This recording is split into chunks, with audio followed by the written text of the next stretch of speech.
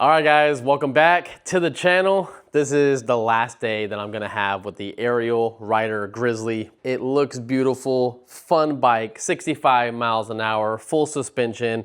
There are gonna be some tweaks on the final version of this bike, but I have absolutely been having a blast. But I haven't shown you guys how it looks at night yet. And that's what I plan to do today. So we're gonna go ride this thing at night. I'm also gonna show you guys a little bit of the screen on this bike. And because I don't know when this video is going out, let me show you guys what the day is, because it's probably gonna be a while until you guys see this video. So I just want you guys to understand when I filmed this. And you can see right there, Friday, May 22nd. That's just to be transparent with you guys, because again, I don't know all the changes that are gonna happen to this bike. Like, I know they're gonna change the front forks on this thing and whatnot, but there could be a lot of different stuff than what I'm reviewing right now. But I gotta tell you, it is just a fantastic bike the way they have it set up right now. And I feel like it's only going to get better. So now that you know that, let's go check out the screen. So we're gonna turn the bike on. The power switch is at the top right here. And it shows Ariel Rider for off-road use only. Nice display. You saw it in the other two videos, but I didn't really go through this. So you can hit this little icon right here, and it's gonna bring up record, video, music, setting, and then you have this over here. So this isn't actually touchscreen. This is something the company said they were thinking about doing, but then they said it might be an unsafe thing to have a touchscreen on a very, very fast e-bike. And I kind of understand that, so I get it. So you can look in here, loop recording, backlight, miles, sleep time, gear mode, drive mode, reset settings, format SD card, system version, device information, battery voltage, speed setting, booster, whatever, speed, magnetic steel number, throttle gear segment, bind phone, so you can connect your phone here so you can play the music, power on password, change password, and it goes back. And to exit out of that, you just hit this corner thing. It's gonna go back to the main menu. You hit it, could go back. And what's cool is that you do have a camera on this bike, and you can see all the latest recordings. Now I gotta delete mine. Something that I noticed though on this bike, and this is just a prototype, but I wanted to go back and see who rode this bike before me, but every single one of them is blacked out. That's probably just for privacy reasons. The final one will save all your stuff in here, and you'll be able to review it. Then you can take the card out that's in here or on your phone or whatever, and then you can get the information and you can literally upload it to YouTube if you really wanted to. And the last one is music. You come down here. We don't have our phone connected, but if we did, you go in here and then you would see this on your phone's Bluetooth, connect it, and it would play music. Now, real quick for people that don't know about this bike, and if you guys watch the other two videos, you don't really have to pay attention to this, but this bike is 72 volt. You have a 25 amp hour battery right down here. So it's not just this bottom section that you might be thinking, just this right here. It actually goes pretty high up in there. That's how they got 25 amp hours of battery. Your controller sits in there. I never really took it apart. I'm pretty sure someone did, but I don't plan on disassembling this bike. You do have your nice suspension right here in the rear, and the top battery is 20 amp hours. So you get 45 amp hours in total on this bike. You get this nice cafe racer style seat that sits about 2 people, but you do gotta be kind of on the smaller side if you wanna sit 2 people on it. Keep in mind there are no pegs on this bike, but the most important thing on this is the 8,000 watt oil cooled motor with motorcycle tires. So you don't have to worry about a blowout, like wrecking, anything like that, or getting a small thorn, your tire goes flat. These tires are absolutely awesome. And one cool thing I didn't even show you guys about this bike yet is I'm gonna move it to the side so I get the back wheel off the ground. We're gonna go through these modes. So you hold these 2 top buttons right here. So we go into sport, then we're gonna go into boost mode. You probably don't even have to go this high, to be honest. Then you hit the plus, let's go as high as it can go, and check out how fast this display moves. Watch this. Dude, 98 miles an hour. You gotta be kidding me. You got to be kidding me. Now keep in mind, I thought that the rear brake was on this side, but the rear brake is actually on that side, and the front brake is on this side. I don't know if they're gonna change that in the final production. Just keep in mind, that's how they have it set up on here. It's technically not a motorcycle, so kind of makes sense, but if you wanna do wheelies or something, which do it at your own risk, you might have to switch those around. Okay, so I'm not gonna bore you with a whole lot more. All I wanna show you guys is how to turn the headlight on and show you the brake light and the turn signals, and then let's get out there and test it out in the real world where it's pitch black. So to turn the headlight on, you do have an indicator right here on the plus. So you push this and hold it, and you're gonna see that we have a headlight indicator right at the top right there on the right. And you can see that it came on. So it's lighting up my car a little bit. Now there are adjustments down here in the back, but I'm not gonna mess around with it so you can see all that stuff way down in there. Again, I'm not gonna go in there and mess around. But Here is how the front of it looks.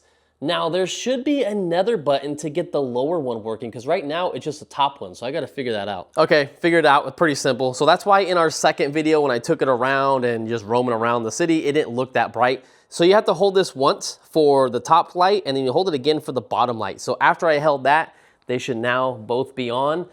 And yeah, that's looking super bright now. Check that out. And if you didn't see any of the other two videos, your turn signals are right at the top, very easy. And listen to this. You get some actual notification that your turn signals are on. So that is awesome. And the front looks badass as well. So we gotta take this thing out for a spin. I thought that would have been funnier than it was, but it lost track of me. But anyways, let's get out there and ride this thing. Now something you'll notice right off the bat, now this is just wishful thinking, but the headlights don't have like a sensor that detects that it's nighttime and automatically kick on. So you do have to, you know, do the buttons and stuff. And it's so dark that I can't even see the buttons. So you're gonna have to get used to the setup. But once you get used and, you know, familiar with the bike, you'll get it pretty easy. So you hold this down right here and our headlight should come on. Wait for it to come on. There we go. All right, so we got the first one on.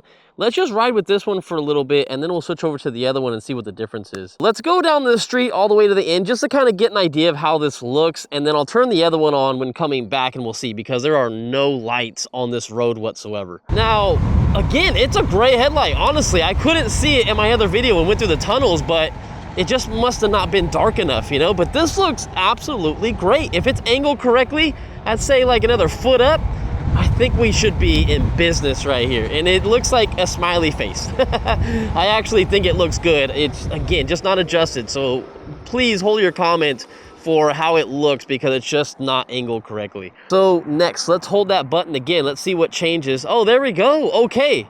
So that looks awesome. Maybe that's why the previous person that had it before me didn't decide to move it, because once you turn this on, you have a bright light right in front of you, but then you have a light way down there to see. So I actually think that's really good. All right, but it is probably gonna blind a little bit of people, but yeah, no, that's an awesome headlight right there. I'm loving it, heck yeah. If I gave it a rating right now, that's a 9 out of 10, baby. That is a great light. Now I have had lights that go a little tiny bit farther off to the side, but this is still, it's really good. Trust me, you're not gonna be complaining about this if you bought this bike. One thing I noticed, and Ariel Rider, if you guys are watching this video, the screen needs to dim down when the headlight comes on. That's just my personal preference. So if I was to stop really quick, because I don't wanna do this all at the same time when riding, if I turn the headlight off, you can see that this has the same brightness on the screen, and hopefully this car sees from behind. Oh my God, that worried me if they were gonna see my brake light or not because I turned everything off. But yeah, the screen is still very bright. Obviously, we saw the setting that you get into. There are no backlights on the buttons over here or backlights on the screen, so navigating this thing does take a little bit of practice, but I could go into the settings if I want, and that is really bright. Trust me, that is a bright screen to look at. I wish it was dimmer. You just have to manually brighten it during the day and then lower it at night. If Ariel Rider could fix this, that'd be great. Other than that, let's turn up the power on this thing. Now, I highly don't recommend it with shorts like I'm wearing right now. Always wear protective gear. I do have a full face helmet on, by the way, but I should be wearing a lot more with a bike like this. Okay, so the company technically originally told me to keep it in boost number 6. We're in boost 9. I really didn't listen to what they said. I wanted to see what the max power was, and going from 6 to 9, we gained, I think, 2 more miles per hour. I'm gonna get this other headlight on right here. Okay, that is a sequence though. Keep in mind, if you do wanna turn the headlight on, you gotta hold it for 2 seconds, then wait a second, then hold it again for another 2 seconds to get the other one on. But once both headlights are on, you can see, baby, and this bike is so fun and fast. It feels like a modified Super 73 with a 72 volt kit on it, but it goes way faster top speed. And it's an oil-cooled motor, so you don't have to worry about your 5,000 watt motor burning down or overheating on a very hot day, especially if you live in California. It gets over 100 degrees here most of the time. Oh, you know one thing we're gonna do? Turn signals, baby. Look at that. That thing is bright as heck. I know this car in front of me sees it. I know the people Okay, no one's behind us, but the people behind us would have seen it, all right? This is a nice turn signal. I gotta check these out. Let's pull over here on the side. Dang, those things are bright, but something I'm noticing, check this out. So the rear one actually flashes really slow. You notice that? This one's like really slow, but then the front one is really fast. And the front one is bright as hell too. Wow, that has to be a 10 out of 10. That's probably the brightest turn signal I've ever seen on a bike. That is absolutely fan-freaking-tastic. I love that. The back one is still good, don't get me wrong. Not as bright as the front, but it's still bright enough. And while we're at it, let's show you guys the brake light while everyone's passing by. So the brake light does get brighter. Not a whole lot brighter, you know, but it does get brighter. Everyone's just looking at me like I'm crazy. Maybe they're coming to look at the Lennar model homes or something. I don't know. There's new houses out this way. I didn't think there'd be so many people driving over here right now, but everyone wants to check out the Ariel Rider Grizzly, baby. Woo, nice and smooth jumping off the curb right there. Pretty solid bike, guys. I'm not gonna say it's the most comfortable bike.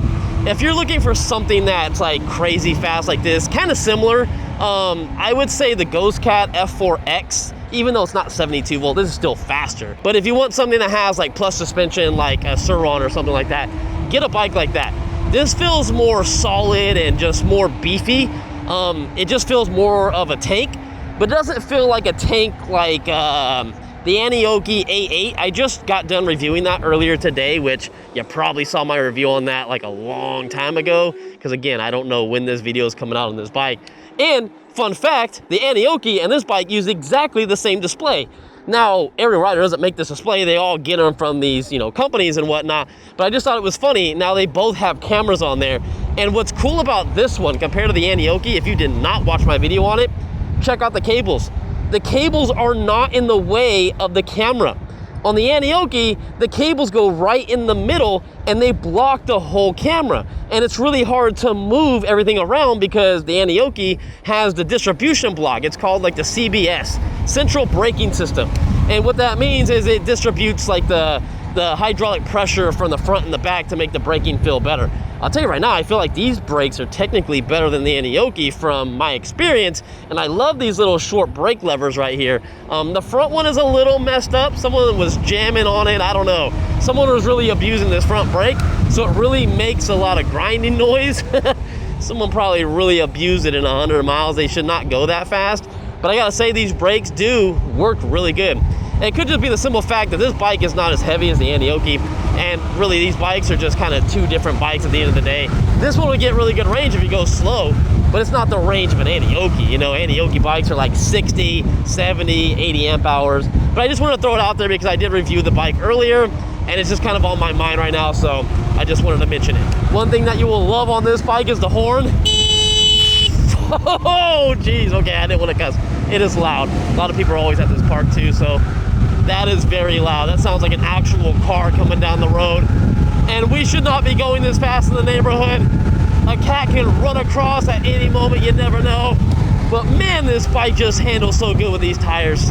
I really trust it. Like at first, I was really trying to get used to the throttle, and it's really kind of like twitchy from 0 to 5 if you do have it like in a boost mode, anything over 5. But I got kind of used to it, and now I really like the power. And it's just a blast to ride, man.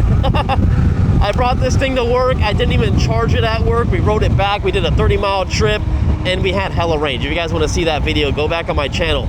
Again, this is not the last video. Well, actually, this will be the last video, but this wasn't the only video we made is what I meant to say. I wish I could make more videos on this bike, to be straight up honest with you guys, but we're not going to have the time. I think they're supposed to pick it up today, actually, and I was not about to get to this video. But surprisingly, the guy told me, yeah, the company that's picking it up, they're not coming tomorrow. So I was like, all right, cool. So I don't know if they're even coming tomorrow. I don't know. I might have a little bit more time with this bike, but this might actually be the last video we make. And I think I did the best in trying to give you guys the best content out of you know, this bike. At least I gave you 3 videos.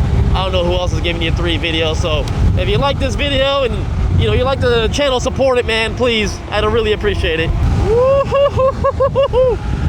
Man, this thing hauls ass, dude. You know, one of the best things I actually like about this bike is that it is so quiet, man. I love hub motors, even though they do get hotter than mid-drive motors. They don't have that that torque that, you know, hub motors have, but I love the quietness of it. I absolutely love how quiet these bikes are. They just sneak up behind you, and these tires are really quiet as well. They don't sound like mud tires or off-road tires or anything like that, and they're still good for like dual sport. You can kind of go off in the road a little bit, you know, like kind of hit the dirt a little bit, but I'm gonna tell you right now, it's not the best bike for off-roading, to be honest. The suspension is set up pretty stiff, like I said, but it is still a fun bike regardless. I would probably just keep it on the street if I was you. I think, honestly, if I own this bike, because it's not mine to keep, again, it's going back to the company, I think this would replace my Super 73. Sad to say, I love my Super 73, and I gotta say my Super 73, I think, even looks better because I have so much, you know, money into it, but can't go wrong with this bike, man. It has way more power. The range isn't, you know, fully there, but I mean, I think I paid $3,000. I paid $3,000 just for the batteries on my Super 73, and you get this bike for just over $3,000 if you buy it right now. If you do wait to get this bike at a later date, it's gonna cost more. Oh man, this bike sometimes gives me butterflies, dude, because I should not be going this fast in this neighborhood, but it's just so like fun adrenaline wise, like it really is. I'm trying to think of how this compares to the Onyx RCR. It's obviously not 80 volt, but I feel like this kind of holds its own. Now the Onyx RCR is still faster regardless, and even higher top speed, but I feel like this is not super far behind it. Like it feels very similar. It's quiet, feels like a moped. The seat kind of feels similar. The seating position kind of feels similar, honestly. The headlight, I would say, is kind of similar. It's stock one anyway, because I took the stock one off and upgraded it. And, you know, you got motorcycle tires, but I gotta say, these aren't as good as the Onyx. But this is a good bike. The Onyx is $5,000 plus. This is $2,000 cheaper right now using my discount code. I don't think you can go wrong with this bike. I don't really think you can find anything as good as this bike for the price, if you like moped style bikes. I hate to sound like a salesman. I really hate to sound like I'm just trying to sell the bike and everything like that, but this thing is too good. It's seriously in my top 5 for sure if I can keep this damn bike. Ariel Rider, hit me up, send me the final production. I really want to see the difference. I want to get those larger forks on here and see what changes you guys do, because I am absolutely loving this bike. Just next time, all I ask, if you guys give me a bike, make sure no one drops it ahead of time because the handlebars are tweaked. It feels a little weird riding, to be straight up honest, but I'm dealing with it. I should have adjusted the brake levers and stuff, because you guys probably haven't noticed, oh, this is the dead end, that this one on the left-hand side goes really low. This one's way underneath the grip right here, and this one is above the grip. And that's just because someone went down on this side. So I should have fixed it. It just feels weird braking, but again, it is what it is. Again, it's not my bike. I shouldn't care too much, but still. That does affect the riding a little bit, come on. I know it does. But no, on a serious note, I thank you guys for rocking with me. Obviously, we're doing this whole YouTube thing solo now. I quit my job, and if you guys like this content, please smash a like on it. I just try to be real and genuine and give you guys my honest feedback on this stuff. I'm not trying to make anything up. I'm not trying to take anything out of the videos. If something would have happened to this bike, I would have let you guys know. It's been solid for me. If there was something I really didn't like about this bike, I would let you guys know. And so far, I mean, dude, it's nice. So until next time, guys, this is actually kind of a sad day, if to be honest. I mean, I'm gonna see it probably tomorrow until it gets picked up, or whenever it gets picked up. I probably won't have time to do any more videos on it unless they don't pick it up for another week, but I'm actually sad to see this thing go.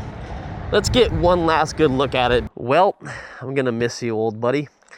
I should have left my mark on it. I should have farted on it a few times. No, I'm just kidding. I'm just kidding, guys. Let's keep this thing professional. But seriously, awesome bike, guys. Discount codes, links will be down in the description, and you guys are gonna love this freaking bike. If you like moped bikes like I do, it's so fantastic. It's great. Ah, man, one last ride home. I'll see you guys in the next one. I don't know what that bike will be, but we'll see in the future until this video gets released. Again, you guys know the date and when I made this video, so I'm curious on when they'll let me post it. I wanna post this video now. I wanna edit it, post it now. Later, guys.